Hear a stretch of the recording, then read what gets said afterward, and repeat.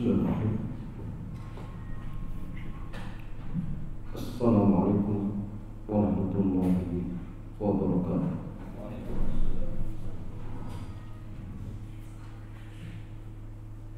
Alhamdulillah wassalatu wassalamu ala rasulillah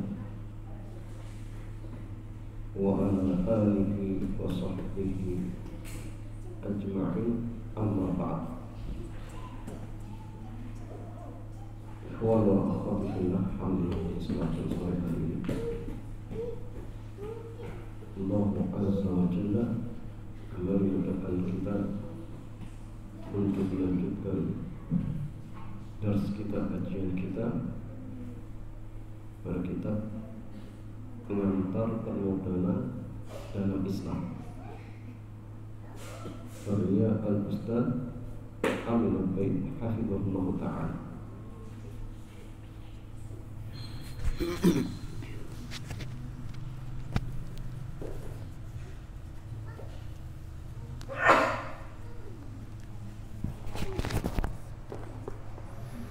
Ya, jemaah sekalian, di kesempatan sore hari ini tema kita berkaitan tentang macam-macam bentuk akad. Tentang macam-macam bentuk akad. Dan pembahasan ini ikhwan wa akhwati fillah sangat penting, ya. Karena terkadang terjadinya perselisihan di dalam muamalah. Salah satunya adalah ketika akad yang dilakukan oleh kedua belah pihak tidak jelas, ya. Ini akadnya amanah, akadnya tabarruk, ya. Ini kadang jamaahnya nggak jelas. Ya, sering jamaah kita saksikan, ya. Ada orang misalkan dia jual jasa, tetapi dia tidak menyebutkan berapa sih tarifnya. Ini keliru, ya. Contoh misalkan tukang pijat, kan dia jual jasa aja, tapi ketika ditanya berapa sih bayarannya, oh seikhlasnya. Ini nggak boleh. Kenapa? Kan di antara sahnya jual beli jasa harus jelas, ya, berapa sih harga tarifnya. Ya, beda kalau akadnya tabarruk, ya. Hanya berderma kemudian ternyata ada yang nyumbang, ya silakan, bebas. Nah, ini penting jemaah. Jadi harus diperjelas, ya, apa sih akad yang akan dilakukan. Penulis kitab mengatakan, Bismillahi wassalatu wassalamu ala rasulillahi wa ba'd. Sebelum masuk aturan musyarakah, kita akan mengenal macam-macam bentuk akad dalam muamalah dilihat dari tujuannya. Jadi kita akan mengenal macam-macam bentuk akad di dalam muamalah dilihat dari sisi apa sih tujuannya. Tujuan akad ini itu apa sih? Ini yang akan kita bahas.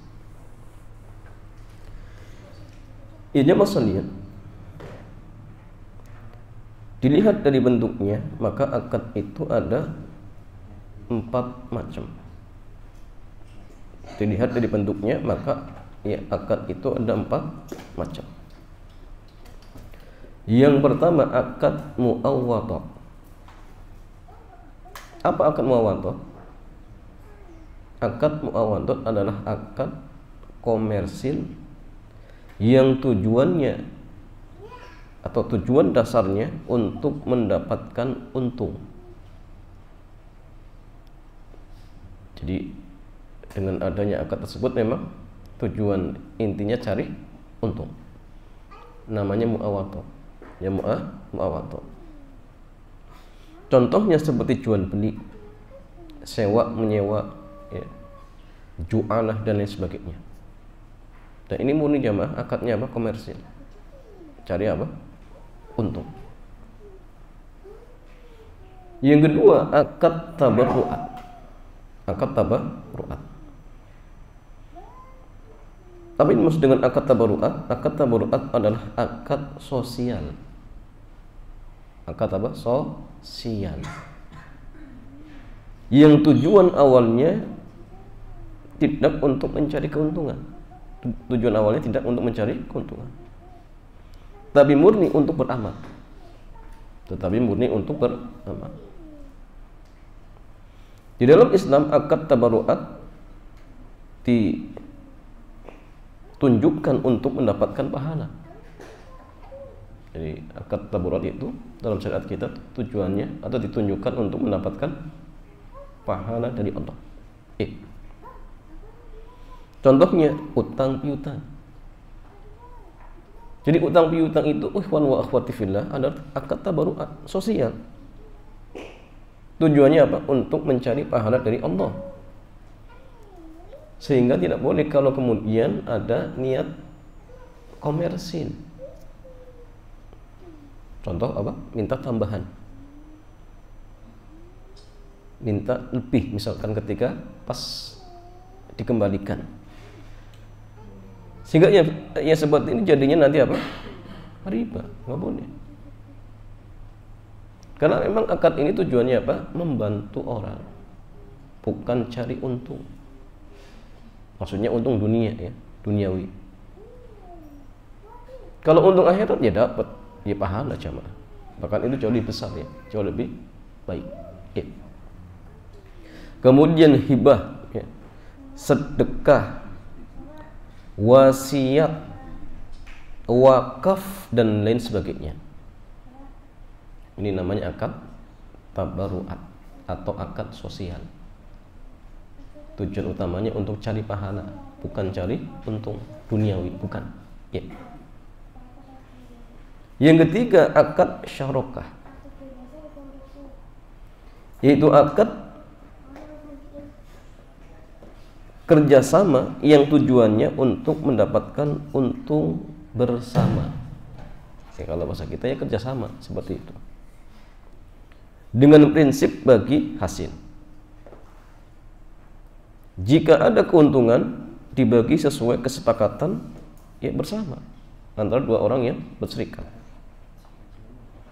Dan jika ada kerugian ditanggung bersama. Ya. Jadi tidak hanya apa?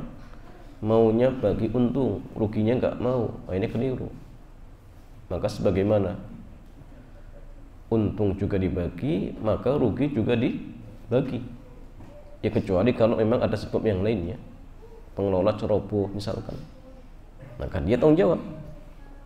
Tapi kalau pengelola sudah menjalankan sebagaimana mestinya atau sesuai dengan amanah misalkan, kemudian ternyata terjadi kerugian, maka nanti jamaah dilihat akadnya. Kalau mudharabah ya berarti apa? Yang nanggung pemodal seperti itu. Wah, nanti akan kita jelaskan pas ketika mudharabah. Ya, contohnya jamaah seperti akad mudharabah dan syarokah.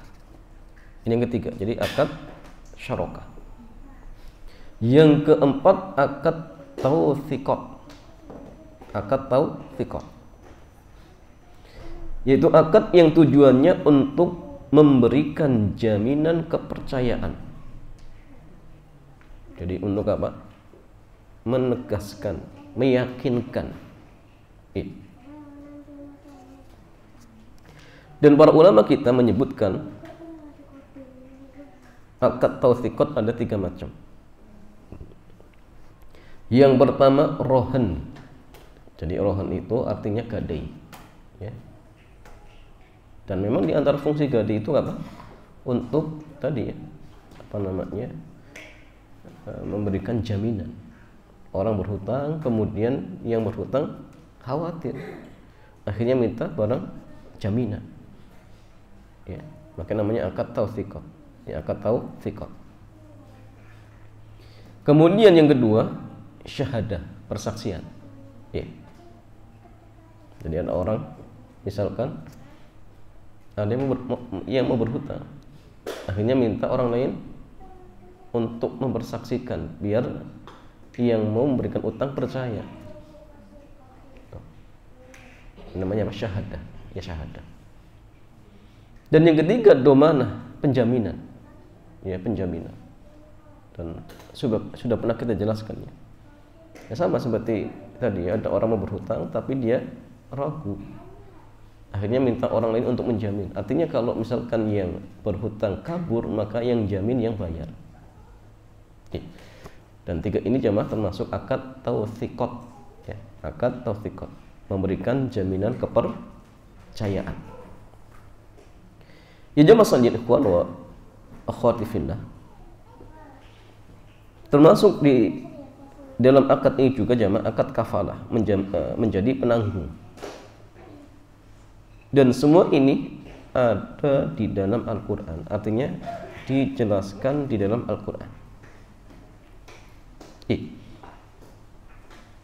Yang pertama saksi, ya, atau bersaksian Allah sebutkan di dalam surat Al-Baqarah ayat 282. Gade Allah sebutkan di dalam surat Al-Baqarah ayat 283. Kemudian diman atau domana dan kafalah Allah sebutkan di dalam surat Yusuf ayat 72. Semua Allah ajarkan untuk menjamin kepercayaan setiap mukmin dalam bertransaksi. Ya. Nah, ini disebut oleh Al-Imam Syekh Muhammad bin Saleh bin Utsaimin di dalam kitab Asy-Syarhul Mumti. Ya. Dan ikhwan wa fillah, dari sekian akad ini ada satu akad yang dia bisa disisipkan ke semua akad lainnya, yaitu akad tawthiqah, rahan, ya, rohan, kemudian syahadah, domana dan kafalah menjadi penanggung, bisa disisipkan ke dalam akad-akad yang lainnya. Bisa. Yang pertama bisa disisipkan dalam akad muawadhat, seperti adanya gade dalam jual beli kredit, bisa. Yang kedua bisa disisipkan dalam akad tabaruat, seperti adanya penjamin dalam akad utang piutang. Yang ketiga bisa dibarengkan dengan akad syarokah, seperti adanya domin penjamin untuk kerja sama. Kenapa jemaah? Karena tujuannya dari akad ini adalah untuk memberikan kepercayaan, sehingga jika dalam al-saki yang tidak segera tuntas, artinya berjangka, ya, satu pihak bisa meminta jaminan kepada pihak yang lain, mungkin saksi ataupun yang lainnya seperti itu. Dan ini jamaah sekalian, kata penulis kitab akan jelaskan di bab seputar apa akad mudharabah. Jadi sekali lagi, akad itu ada 4 macam, ya. Ada akad mawaddat, kemudian tabaruat, kemudian syarokah, kemudian tawthiqah.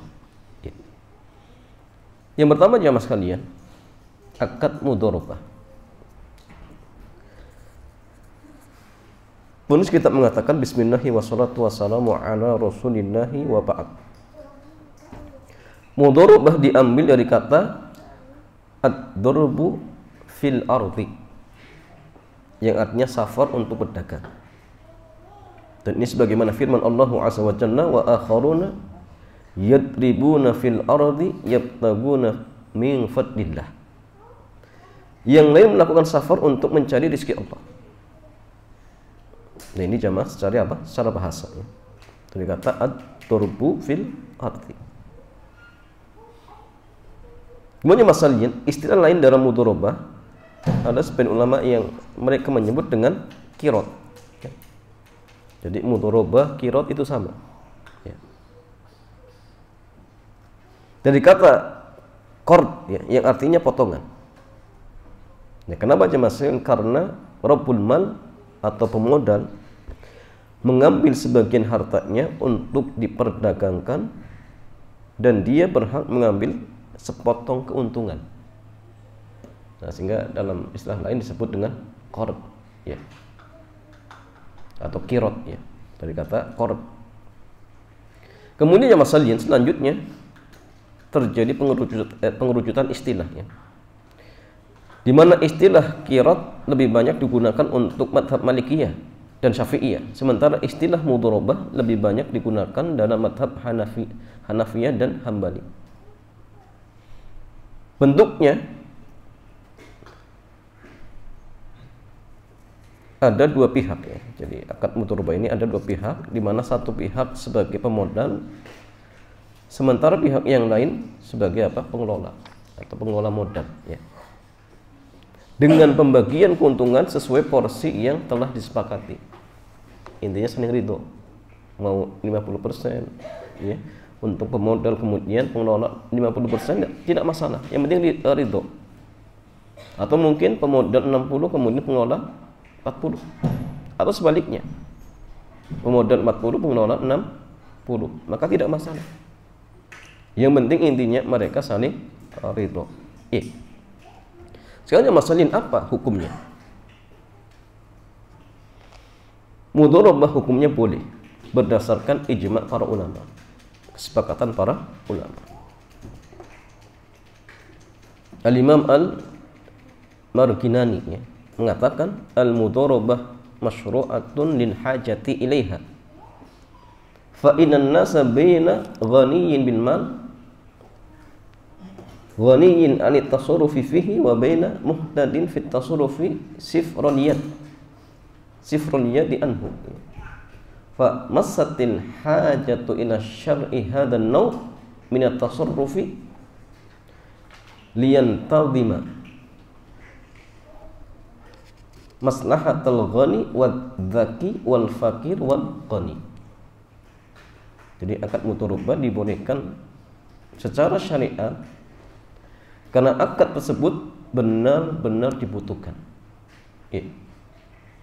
Di antara manusia ada yang memiliki harta kekayaan, tetapi dia tidak pandai mengelolanya. Sebaliknya ada yang pandai mengelola harta, namun tangannya kosong. Artinya apa? Tidak memiliki modal, tidak punya modal. Karena itu transaksi semacam ini mendesak agar dapat terwujud kemaslahatan kedua belah pihak ya, yaitu orang yang kurang pandai dengan orang yang cerdas ya, dengan pemodal dan pengelola, orang yang miskin dengan orang yang kaya. Itu tujuannya ya, untuk menolong ya, mereka. Sehingga masalah akad mudharabah hukumnya apa? Boleh ya, tidak masalah. Dan dulu Rasulullah SAW pun pernah melakukan akad mudharabah ya, dengan apa? Ibunda Khadijah ya, istrinya, di mana Khadijah sebagai sahibul mal atau pemodal, sementara beliau sebagai mudharib, sebagai pengelola. Beliau memperdagangkan modal ya ke Syam ya, kemudian apa? Bagi hasil ya. Dan itu terjadi sebelum beliau diutus jadi apa? Seorang nabi, dan sebelum menjadi apa? Istri, atau sebelum Khadijah menjadi istri Rasulullah sallallahu alaihi wasallam. Ya, okamakol. Ya, gitu aja masalahnya. Di zaman Umar pernah terjadi ya. Dari Zaid bin Aslam, dari ayahnya, beliau bercerita ada dua putra Khalifah Umar Ibn Khattab, yaitu Abdullah dan Ubaidillah. Jadi Abdullah bin Umar adalah Ubaidillah, yang mereka berangkat bersama suatu rombongan pasukan ya ke Irak. Tatkala keduanya hendak kembali ke Madinah, keduanya mampir di rumah Abu Musa al-Ash'ari radhiyallahu ta'ala anhu ya, yang kala itu menjadi gubernur di kota Basrah ya. Abu Musa pun menyambut dengan hangat. Dalam pertemuan tersebut Abu Musa mengatakan, andai ada yang bisa kulakukan dan itu bermanfaat bagimu ya, bagimu berdua, tentu akan aku lakukan ya. Tapi sesaat kemudian Abu Musa berkata, oh iya, ada harta milik negara yang ingin kukirimkan kepada Amirul Mukminin, yaitu Umar ya. Uang tersebut kuserahkan kepada kalian berdua, Dengan uang tersebut kalian bisa kulak barang, ya, kulak barang dagangan yang ada di Irak, lalu sesampainya di Madinah barang dagangan tersebut bisa kalian jual. Modalnya kalian serahkan kepada Amir Mukminin, ya, Umar bin Khattab, sedangkan keuntungannya menjadi milikmu berdua.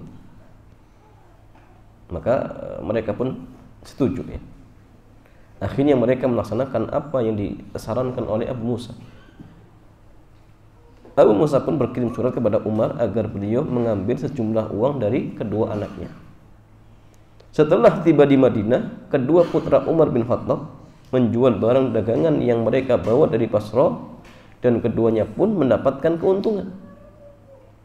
Setelah keduanya melaporkan apa yang mereka lakukan kepada Umar, beliau bertanya, apakah semua anggota pasukan mendapatkan pinjaman modal dari Abu Musa sebagaimana kalian berdua? Maka mereka menjawab tidak, ya. Mereka menjawab apa? Tidak. Maka Umar mengatakan, ya, saking hati-hatinya, apa karena kalian berdua adalah putra Amirul Mukminin? Lalu Abu Musa memberikan pinjaman modal. Serahkan modal dan keuntungannya kepada kas negara. Ini kata Umar. Maka Abdullah bin Umar pasrah dengan putusan ayahnya. Sedangkan Ubaidillah menyanggah dan mengatakan, ma yanbaghi laka ya Amirul Mukminin, hadza law naqasa hadzal mal aw halaka la dominnahu. Ya, kata Ubaidillah, hal ini atau hal itu tidak sepatutnya kau putuskan, wahai Amirul Mukminin. Karena jika modalnya habis atau berkurang, kamilah yang akan menanggungnya. Ya. Makanya masih lihat, ya, dalam kaidah kita itu, siapa yang menjamin maka dia yang berhak mendapatkan keuntungan. Kalau dia belum menjamin maka tidak berhak. Ya, tidak berhak. Ya, sama seperti contoh jual beli apa? Barang yang belum dimiliki, kan di antara salah satu sebabnya dia belum menanggung barang yang akan dijual tadi. Barang itu belum dibeli. Kemudian dia jual dan ambil untung. Ya. Makanya masalahnya ini namanya dia mengambil untung dengan barang yang dia belum bisa menjaminnya. Nah, ini nggak boleh, ya. Tidak diperbolehkan. Tapi kalau misalkan dia menjamin dengan barang tersebut, berarti dia berhak mendapatkan apa? Untung. Ya. Nah, ini apa namanya sanggahan dari Ubaidillah. Maka ia mengatakan serahkan modal dan untungnya. Umar bersikukuh dengan pendiriannya. Kembali Abdullah bin Umar hanya terdiam, sedangkan Ubaidillah berkomentar menolak. Hingga salah satu orang yang hadir ketika itu menyampaikan usulan, ya Amirul Mukminin, law ja'altahu, ya, quraton atau kirot, ya. Wahai Amirul Mukminin, bagaimana jika Anda jadikan transaksi yang telah terjadi sebagai akad kirot atau mudharabah? Maka Umar pun setuju dengan mengatakan, telah kujadikan sebagai mudharabah. Umar lantas mengambil pokok modal dan separuh keuntungannya. Nah, ini juga dalilnya bahwasanya mudharabah itu, ingat, yang dibagi untung bukan modal.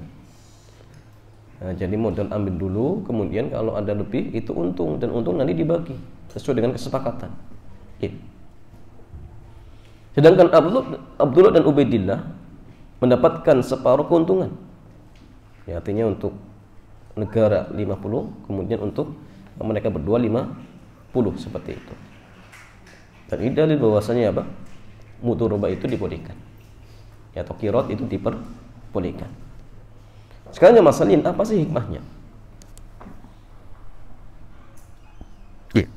Kita bacakan kaidah mudharabah yang pertama, bahwa pembagian hasil dalam mudharabah harus berdasarkan hasil dan bukan berdasarkan modal. Artinya berdasarkan keuntungan, bukan modal. Jadi kalau misalkan ada sebagian orang melakukan akad mudharabah, ya, dengan modal misalkan 10 juta, kemudian bagi untungnya atau bagi hasilnya 10% dari modal, ini keliru. Jadi bukan apa? Bukan 10% dari modal, bukan, tapi 10% dari keuntungan. Apalagi kalau misalkan sudah dipastikan, pokoknya antum setiap bulan dapat 500.000. Oh, ini bukan mudharabah lagi jemaah. Yang terjadi apa? Utang piutang. Ya. Apalagi di awal juga ditegaskan, yang penting intinya gini ya, modalnya harus kembali. Oh, ini jelas utang piutang jemaah, bukan mudharabah. Ya. Jadi harus jelas kalau mudharabah ya mudharabah. Jangan kemudian yang di lisan mudharabah prakteknya utang piutang. Seperti yang dijalankan oleh sebagian ya, bank syariah ya, seperti itu. Oh, ini mudharabah. Ternyata modal dijamin ya. Kemudian maunya bagi untung, ruginya enggak mau. Nah, ini kan ya masalahnya ya, keliru ya. Hanya sekedar apa?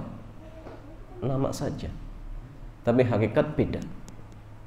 Dan dalam kaidah kita itu ingat jemaah, yang terhitung itu hakikat, bukan lafaz. Jadi al-ibratu bil haqaiqi wal ma'ani, la bil alfadi wal mabani. Jadi yang menjadi ibrah atau tolak ukur itu hakikat dan makna, bukan lafaz dan bangunan kata. Ya, sama seperti mereka mengatakan, oh ini akadnya akad apa? Akad wadiah. Tapi uangnya dipakai. Berarti hakikatnya apa? Utang piutang. Kemudian tiap bulan dikasih untung. Ya. Nah, ini tambah lagi jemaah. Sudah uangnya dipakai, ya kemudian apa? Bagi untung.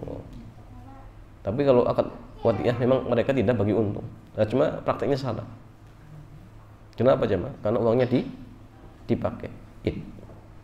Jadi banyak akad-akad yang tadi ya tidak jelas. Kemudian masalahnya, dan ini salah satu yang membedakan antara bagi hasil mudharabah dengan riba. Bagi hasil berdasarkan modal tidak ada bedanya dengan riba, karena selalu diterima dan nilainya tetap. Misal tadi ya 10% dari modal 10 juta tadi, berarti kan tiap bulan apa? Harus tetap dikasih. Kan dari modalnya 10 juta. Nah, ini keliru. Ini karena sebagian orang ya seperti itu. Pokoknya antum invest 500.000, tiap bulan dapat 300. Nah, ini jamaah sekalian, hutang piutang. Hutang piutang berbunga. Namanya apa? Riba. Nah, namanya riba seperti itu. Ya. Kemudian masalahnya, apa hikmahnya? Kita lihat. Ada beberapa hikmah dibolehkannya mudharabah. Yang pertama, bahwa harta yang ada di tengah kaum mukminin dianjurkan untuk dikembangkan secara bersama dan tidak dibiarkan menganggur. Ini pertama. Jadi kalau antum punya banyak uang, jangan dibiarkan nganggur, cuma dikelola. Atau mungkin ya untuk wakaf dan sebagainya. Maunya intinya manfaat. Jangan nganggur ya, jangan nganggur. Yang kedua, bahwa uang tidak akan berkembang kecuali dikelola menjadi unit pekerjaan yang real, baik dalam bentuk barang maupun jasa. Beda dengan bank konvensional ya, kata mereka uang itu bisa menguntungkan, dipinjamkan kemudian minta lebih. Dalam saat kita tidak ya, uang itu ya tidak bisa berkembang kecuali dikelola. Kecuali apa? Dikelola. Ustaz, tapi kan kalau kita belinya dolar bisa, gimana? Ini beda kasusnya. Dalam artian apa? Berkembang sesuai nilai mata uangnya itu tidak, jemaah. Tapi kalau kita beli dolar kemudian apa? Nilai rupiah jatuh, ya jelas. Kalau seperti ini bisa dapat untung. Tapi kalau nilainya tetap apa? Kalau jenisnya rupiah ya rupiah, nggak akan apa? Dalam artian bertambah. Kecuali kalau dibanding dengan mata uang yang lain misalkan, itu bisa. Tapi kalau mata uang itu sendiri ya sudah seperti itu, bisa berkembang kalau dikelola seperti itu. Yang ketiga, membantah prinsip di dunia perbankan ya, ribawi ya, bahwa uang itu bekerja dan bisa menghasilkan dengan cara disewakan, sementara ini tidak diakui syariat dan termasuk riba dain atau riba utang piutang, dan ini tidak dibolehkan. Yang keempat, agar memudahkan tolong menolong dalam mengembangkan harta antara pemilik modal dengan orang yang berpengalaman dalam mengembangkan harta namun tidak memiliki modal yang cukup. Itu di antara apa hikmahnya. Sekarang masalah lihat penyeragaman istilah. Yang pertama, pemilik modal atau investor atau robul mal ya, atau sahibul mal. Yang kedua, pengelola modal atau mudorib atau amil. Ini dalam apa? Dalam akad mudorobah. Jadi ada pemilik modal, ada pengelola. Sekarang masalah niat. Bagaimana dengan status akad mudorobah? Kita lihat.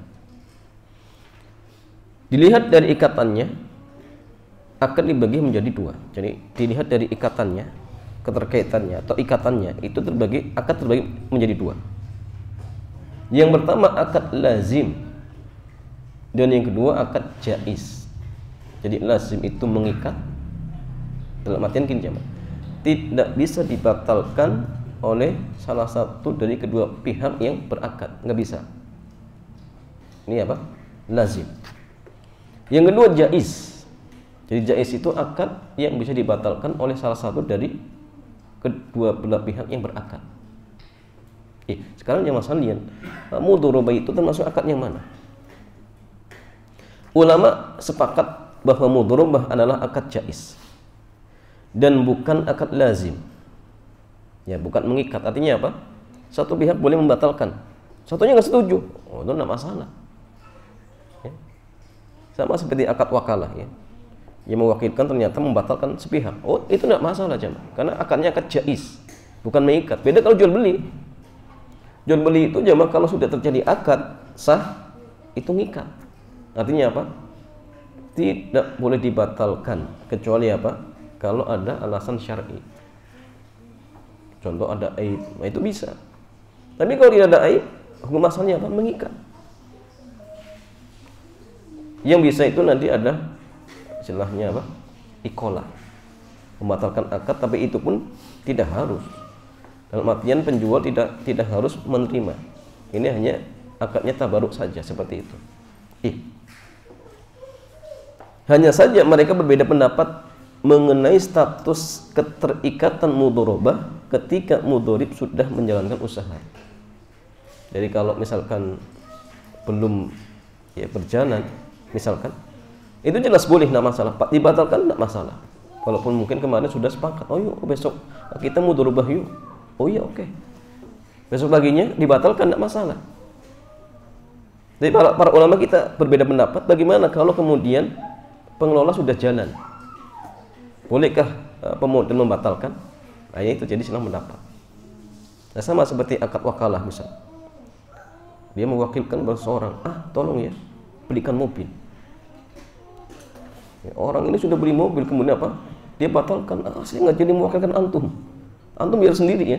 Anda batalkan. Ini nggak bisa ya, Mas. Tapi kalau masih jalan belum beli boleh. Dan dia nggak boleh nanya, oh tadi kan antum sudah mewakilkan ke anak. Oh, anak beli saja, nggak bisa. Tapi kalau sudah beli, nah ini nggak boleh ya, Mas. Atau akad menyewakan ya, atau pinjem ya. Dia pinjem perahu ya, Mas. Pemiliknya apa? Membatalkan, sedangkan dia di tengah lautan, disuruh turun. Pokoknya perahunya saya ambil, antum sudah renang saja. Ini nggak boleh. Kenapa? Ini bahaya jemaah. Jadi kalau seperti ini tidak bisa. Tapi kalau tidak membahayakan, maka boleh dibatalkan sepihak seperti itu. Jadi masalahnya para ulama kita berbeda pendapat. Bagaimana kalau mudorib sudah dalam artian menjalankan usahanya. Menurut Imam Malik, ketika mudorib sudah menjalankan usaha, maka akad menjadi lazim atau mengikat. Karena akad ini sudah menghasilkan. Dan ini dalam rangka menjaga keamanan akad tersebut yang sudah menghasilkan.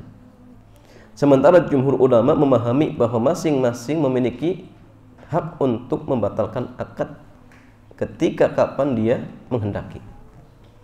Dan akad tidak bisa diwariskan. Karena posisi amil, dia mengelola harta orang lain dengan izin pemilik. Sehingga statusnya seperti wakil. Hanya saja jika dibatalkan, dia berhak mendapatkan upah normal. Ya, untuk apa? Untuk kerjanya. Jadi kalau jumhur mengatakan ya boleh-boleh saja. Cuma nanti kalau misalkan diputus di tengah jalan, berarti pengelola berhak mendapatkan upah. Ya, dan upah di sini nanti upah kalau di kita ya UMR ya. Komen sekian berarti sehari ya sudah dia berhak sesuai dengan apa? Upah di tempatnya seperti itu.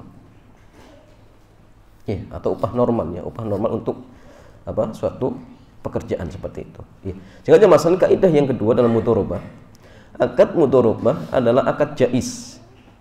Artinya bisa dibatalkan secara sepihak tanpa harus meminta izin pihak yang lain, kecuali dalam kondisi tertentu yang jika dibatalkan secara sepihak bisa merugikan pihak yang lain.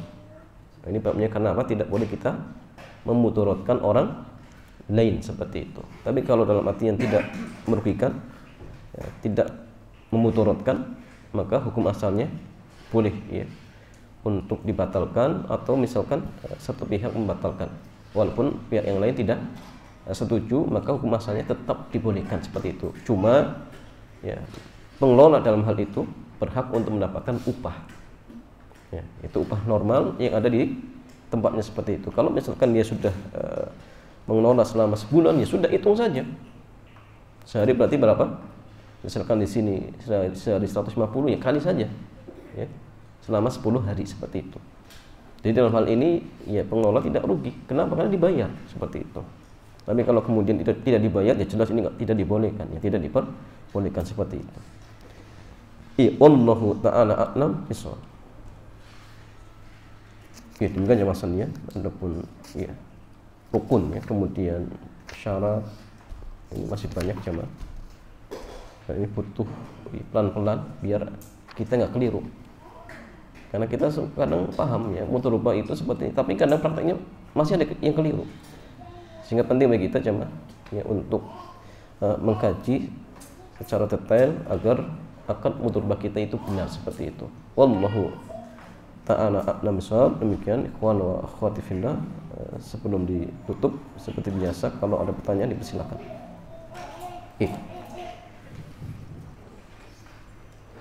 Baik, sampai pada sesi tanya jawab. Saya buka kesempatan pada jamaah yang mau bertanya dulu. Persilakan.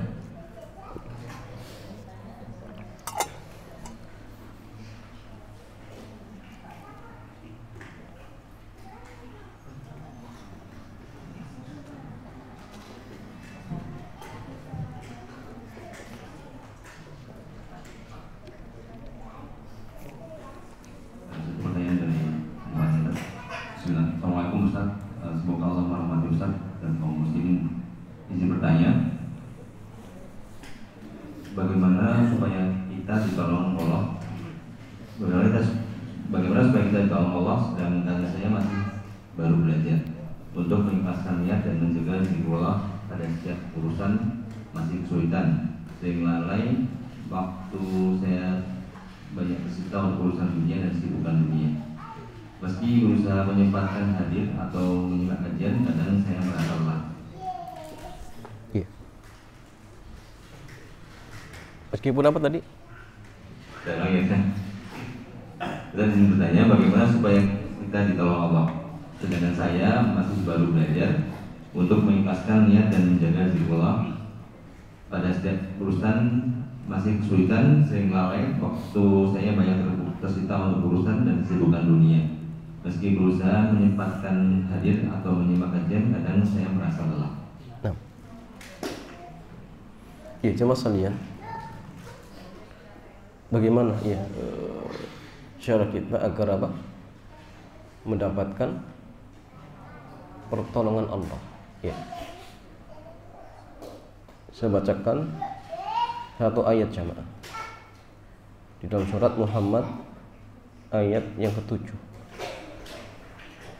Allah Azza wa Jalla berfirman, ya ayyuhalladzina amanu in tansurullaha yansurkum wa yuthabbit aqdamakum. Wahai orang-orang yang beriman, jika kalian menolong Allah, maka Allah akan menolong kalian dan akan meneguhkan langkah-langkah kaki kalian. Ya. Jadi ayat ini menunjukkan kepada kita bahwa syarat kita mendapatkan pertolongan Allah kalau kita menolong Allah. Ustaz, apakah Allah butuh pertolongan kita? Tidak, jemaah. Yang dimaksud menolong Allah itu bagaimana, jemaah? Bagaimana caranya? Caranya menjaga agama Allah.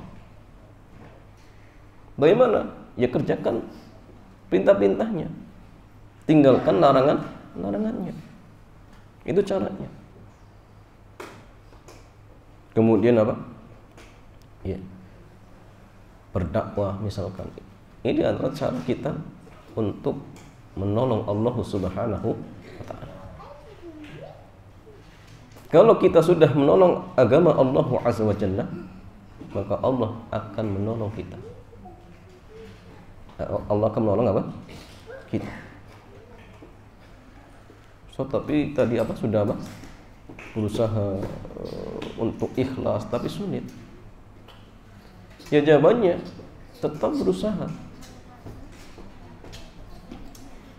Tetap apa? Berusaha untuk ikhlas. Ini penting ya, Mas. Karena gini, suatu amalan itu kalau kita kerjakan secara ikhlas akan mudah. Kemudian apa? Akan istiqomah. Itu yang penting. Ya. Karena amalnya ikhlas itu kita mengerjakan suatu amal ibadah semata-mata untuk mengharapkan apa? Pahala dari Allah. Dan seseorang itu kalau misalkan berharap sesuatu, kemudian sesuatu itu didapatkan, pasti dia akan istiqomah. Orang yang ketika sholat dia ikhlas, dan pahala itu akan dapat. Kalau dapat pahala pasti dia akan istiqomah seperti itu. Beda kalau misalkan jamaah sekalian ibadahnya bukan karena Allah, ingin dapat imbalan dunia, ternyata dunia itu nggak didapatkan, dijamin setelah itu dia akan tinggalkan. Kenapa? Ya keuntungannya nggak dapat. Ya, sehingga tadi ya, kalau kita ingin dalam artian istiqomah, ya, pertama ikhlas, penting. Ya, perbaiki niat kita karena Allah. Kemudian jamaah sekalian harus apa namanya dipaksa, itu penting. Dalam masalah beramal soleh pun harus dipaksa. Dalam masalah dunia pun sama jamaah, harus dipaksa. Apalagi masalah agama. Ya kemudian ya kalau ingin bisa dari istiqomah dalam artian tidak malas-malesan, ya cari teman-teman yang baik. Cari teman-teman yang baik. Kalau belum menikah ya cari pasangan yang soleh atau solihah. Pasangan yang soleh dan solihah akan membantu dirinya untuk bisa apa? Istiqomah di atas ketaatan. Kemudian cari lingkungan yang baik. Ya, kemudian juga apa? Jangan bosan-bosan untuk terus berdoa. Doa yang Nabi ajarkan apa coba? Ya muqallibal qulub, tsabbit qulubana atau tsabbit qalbi ala dinik. Terus berdoa. Karena yang membolak-balikkan hati kita itu Allah. Ya. Kita pun jamaah yang hari ini berada di atas ketaatan, ingat tidak ada jaminan. Apakah kita akan tetap istiqomah atau kita akan meninggal dalam kondisi husnul khatimah? Nggak ada jaminan. Sehingga kita semua itu apa? Harus berusaha, harus berjuang, ya, berdoa sama. Tidak hanya penanya, kita semua aja. Nah, jadi yang tadi disebutkan ya usahakan untuk untuk diamalkan, ya untuk diamalkan. Ya, wallahu taala a'lam bishawab.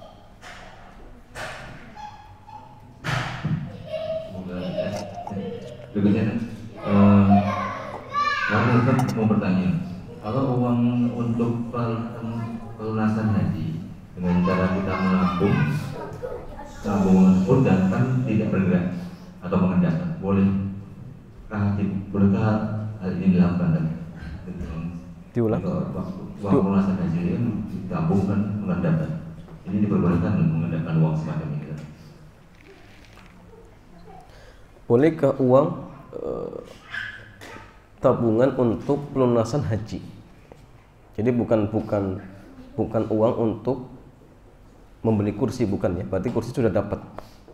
Cuma dia nabung untuk apa? Pelunasan nanti misalkan.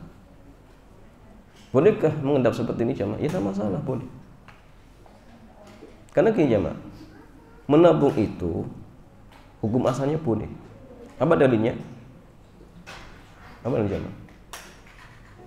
Tentang dibolehkannya nabung. Kisah sahabat siapa? Sa'ad bin Abi Waqqas. Ketika beliau merasa dirinya akan meninggal dan beliau hanya punya satu putri, kemudian datang ke Nabi ingin mewakafkan, ingin berwasiat dengan separuh hartanya. Kemudian Nabi menolak, nggak mau. Akhirnya terakhir dibolehkan hanya sepertiga. Jadi Nabi mengatakan apa? Kau tinggalkan keluargamu dalam kondisi kaya itu jauh lebih baik daripada kau tinggalkan mereka dalam kondisi apa? Miskin, kemudian mereka minta-minta. Maka hadis ini ataupun kisah ini dijadikan hujah oleh para ulama kita, dibolehkannya apa? Nabung. Boleh, tidak masalah. Dan nabung ini jemaah bisa menjadi baik, bisa menjadi buruk. Menjadi buruk kapan? Ketika hak-hak harta kita nggak ditunaikan. Contoh misalkan kita nabung dengan nominal tertentu dan sudah mencapai nisab. Pas jatuh nisabnya tidak dikeluarkan zakatnya, ini tercela. Kena ancaman menimbun harta jemaah. Tapi kalau setiap bulan, setiap tahun pas jatuh haulnya dan sudah mencapai nisab ya, dikeluarkan zakatnya, tidak masalah. Apalagi tadi ada niat untuk haji, boleh, tidak masalah. Bahkan mungkin bisa menilai ibadah seperti itu. Nah, sehingga tidak masalah. Tapi tadi ya, kalau dalam artian sudah mencapai haulnya, sudah sampai haulnya dan sudah mencapai nisab, maka keluarkan zakatnya seperti itu. Wallahu ta'ala a'lam bishawab.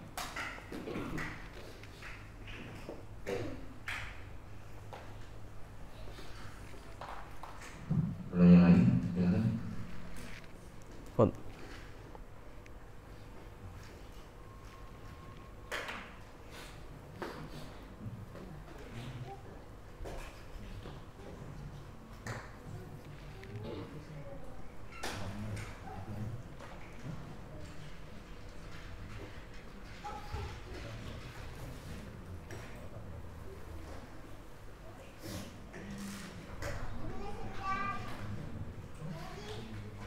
Pada pertanyaan dari Ahmad.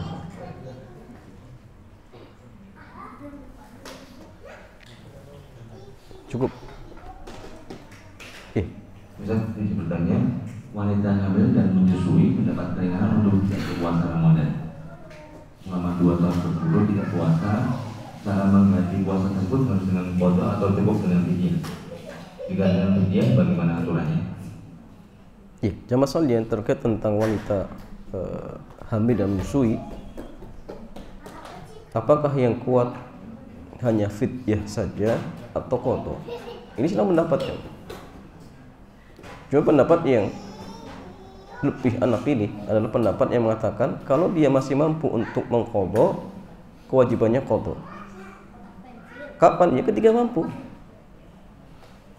Kalau sudah tidak mampu, silakan bayar fidyah.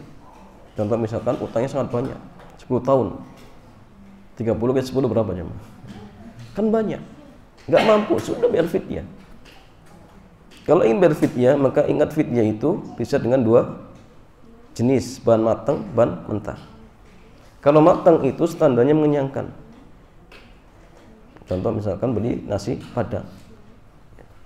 Setiap 1 hari ditinggalkan, maka kewajiban dia memberikan makan kepada 1 orang fakir atau miskin, 1 kali makan saja. Jadi kalau selama 30 hari berarti 30 bungkus. cukup. Tapi ingat standarnya apa? Mengenyangkan.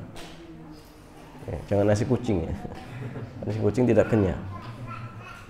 Kalau ban mentah, maka ukurannya berapa? 1,5 kg. Untuk 1 hari ditinggalkan. Berikan kepada 1 orang fakir atau miskin. Tapi ya, dianjurkan oleh para ulama kita diberi lauk. Contoh misalkan 1 sarden atau 1 telur, tidak masalah. Jadi 1,5. Ini kalau bahan mentah. Jadi kalau selama 30 ya kali saja 1,5 kali 30. Kalau bahan mentah lebih gampang ya, Mas. Bisa diberikan apa? 1 orang fakir miskin. Kasih. Itu gampang. Tapi kalau bahan matang berarti harus apa? Cari 30 orang. Atau kalau tidak ya sudah ada 5, berarti 5 hari ini 5, kemudian besok 5 ya. Jangan langsung dikasih 1 orang. Ini nggak dimakan nanti jemaah. Jadi lihat kondisi seperti itu. Kalau lebih mudah dengan yang mentah ya kasihkan yang mentah. Kalau lebih mudah dengan yang matang kasihkan yang matang seperti itu. Ya. Wallahu ta'ala a'lam bishawab. Ya, demikian jemaah sekalian. Mudah-mudahan kajian di kesempatan sore hari ini bermanfaat. Kita cukupkan. Subhanakallahumma bihamdik asyhadu an la ilaha illa anta astaghfiruka wa atubu ilaik. Assalamualaikum warahmatullahi wabarakatuh.